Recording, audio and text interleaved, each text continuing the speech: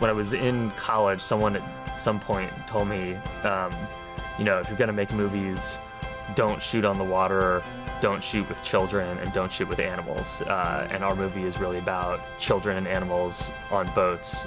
My name is Benh Zeitlin. My film is Beasts of the Southern Wild, and it's premiering in the U.S. Dramatic Competition at the 2012 Sundance Film Festival. The film is about a little girl who lives in this town called the Bathtub that's on the wrong side of a water protection wall. So she lives cut off from the map, and the story is basically about her and her father and this series of epic apocalyptic events that she thinks that she's caused.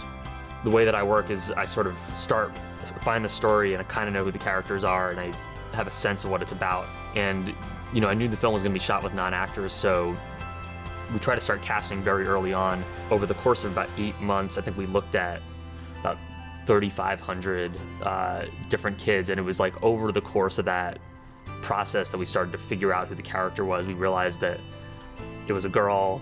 She was much younger than we had originally thought. That the way that her mind worked was much closer to about a 6-year-old than it was an 11-year-old, and we just learned that by actually spending all this time with these kids and casting.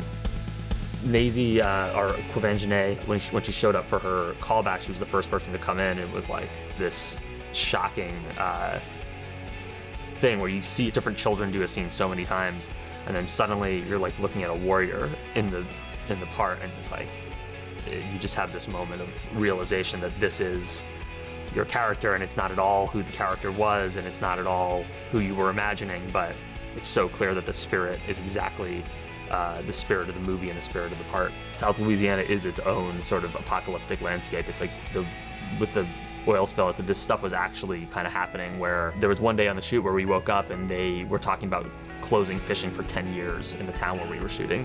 And that's what they do.